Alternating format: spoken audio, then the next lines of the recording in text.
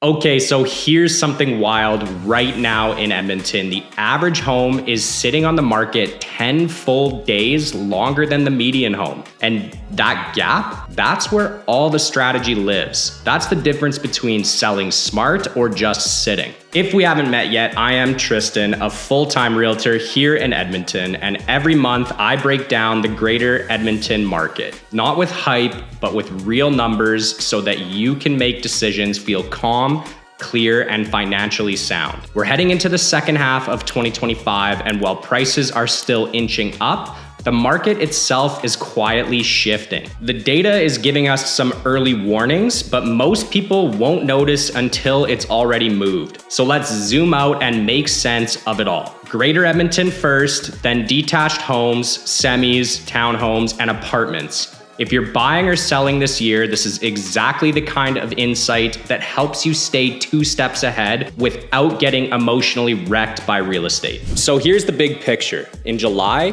2,860 homes sold across the greater Edmonton area. On paper, that's just a 0.5% drop from June. But what really matters is what's happening with inventory. 4,387 new listings hit the market last month, which is a 7.8% increase month over month. That's a lot of new options, and it's outpacing demand. Compared to July 2024, new listings are up 20%, while sales are down 2.6%. Translation? Supply is building, and that gives buyers a little bit more breathing room. By the end of the month, we had 7,083 active listings, which is nearly 5% more than June, and a full 21.8% higher than this time last year. That is a major shift, especially in a city where inventory has been tight for a long time. Now let's talk price trends. Average sale price was $463,078, down just 0.4% from June, but still 5.2% higher year over year. The median sale price, on the other hand, was at $437,500. That's the sweet spot where most buyers are conducting transactions. So what does this mean? Prices are holding, but they're not surging. Luxury sales are still happening, but more buyers are shopping in the mid-range. And that narrowing gap between average and median pricing tells us that the market is starting to stabilize. Now let's talk speed. Median days on market was 23 days, while the average days on market was 33. That 10-day difference is a huge signal. It shows us that well-priced, well-presented homes are still moving fast, but everything else is starting to sit. The absorption rate came in at 65%. That means 65% of all new listings sold in July, which still classifies as a seller's market, but it's softening. We were at 80% this time last year, so this isn't a red flag, but it's definitely a recalibration. Detached homes are still leading the market in volume, but July gave us a clear sign that the runway is getting shorter. 1,690 detached homes sold in July across the greater Edmonton area, which is a 0.5% dip from June and a 0.8% drop year over year. So while the numbers are still strong, demand is starting to plateau. Meanwhile, 2,547 new listings came online, which is 3% more than June and nearly 20% more than July 2024. That's a meaningful inventory surge. The absorption rate came in at 66%, which is still technically in a seller's market,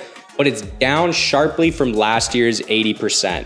That shift in supply and demand is giving buyers more options and more power. Let's talk price movement. The average price rose 0.7% month over month to $578,442, which actually counters the cooling trend seen across the other property types. Year over year, the average price is up 4.8%, meaning detached homes are still appreciating, but at a much slower pace than earlier this year. The median price came in at $534,249, which shows us that most homes are selling in that sweet mid-range zone, while a few luxury sales are stretching up the average. That $44,000 spread between median and average That's your flag that high-end homes are still moving, but most buyers are playing in a more budget-conscious range. Now let's talk speed. The median days on market was 21 days, while the average days on market came in at 31 days. That 10-day gap definitely matters. It tells us that the polished, well-priced homes are still moving fast,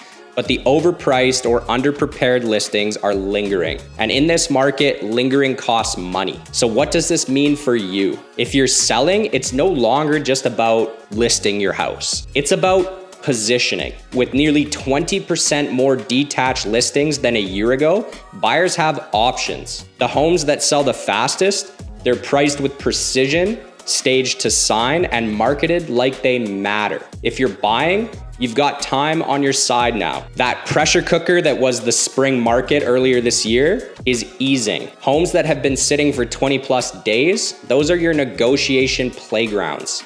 More choice, less competition, and smarter decisions. Semi-detached homes are often the middle ground. More space than a townhome, less cost than a detached home, and that sweet spot has made them a go-to for many move-up buyers and budget-savvy families.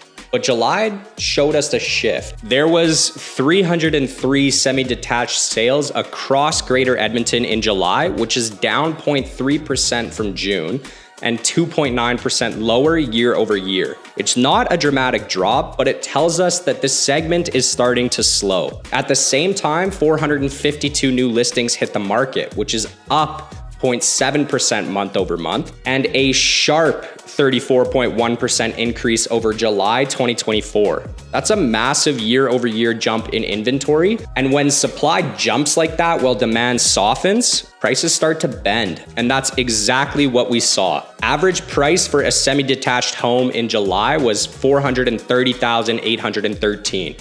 Down 2.1% from June, but still 5.8% higher than last year. Median price came in at $423,500, showing most activity is staying in the lower to mid range, not drifting into luxury territory. That tightening spread between average and median means the market is correcting gently, trimming the fat without undercutting the value. Time on market was fairly steady. The median days on market was 21 days. While the average days on market was 29. That's a solid signal. It tells us that homes that are clean, staged, and priced right are selling within 3 weeks. But if you're even slightly off on price, you'll feel it in those extra 8 days.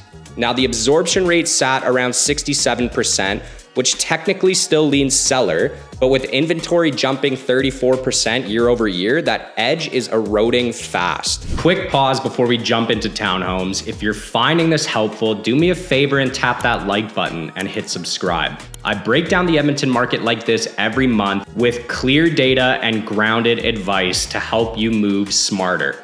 And hey, if you're in the early stages of planning a purchase and want to know what steps actually matter, check out my free buyer's guide. The link is in the description. It's built for the real life stuff, timing, financing, red flags, and it'll help you move forward without feeling overwhelmed. All right, let's get back into townhomes. Townhomes have been the go-to for budget-conscious buyers chasing space. But July showed us that this segment is cooling faster than any other category in Edmonton. Let's start with the numbers. 396 townhomes sold last month, which is down 4.3% from June and 6.6% from July 2024. That is the steepest decline in sales across all property types. It's not panic worthy, but it's a real directional shift. Meanwhile, 609 new listings came to market in July, which is 13% more than June and a full 21.1% increase year over year. So you've got more supply, fewer buyers, and growing inventory. That's classic downward pressure. And the prices? The average price dipped to $296,785, which is a 4.1% month over month drop. Year over year, that's only a 1.6% increase, meaning appreciation has mostly flatlined. Median price came in right around $290,000. So the bulk of the activity is still happening around that entry level or starter home price point. We're also seeing a widening gap in speed. The median days on market was 21 days, while the average days on market was 31 days. Again, that 10-day difference is crucial. The townhomes that are clean, priced right, and listed by agents who understand marketing, they're still selling within 3 weeks.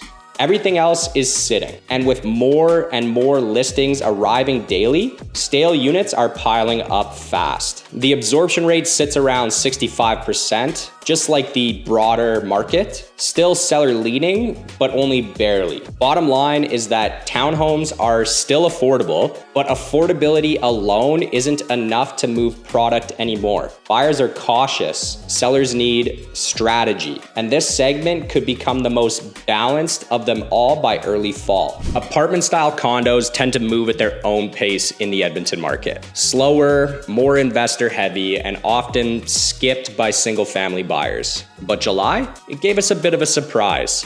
Sales were up 3.5% from June, buckling the downtrend that we saw in most other property types. That's a notable bump in activity, and it tells us that this segment is starting to catch some attention, especially from first-time buyers and investors looking for an entry point. That said, we're still 4.8% below where we were in July 2024. So momentum is fragile. This definitely isn't a breakout, but it is a pulse. 471 apartment-style condos sold last month and 779 new units hit the market.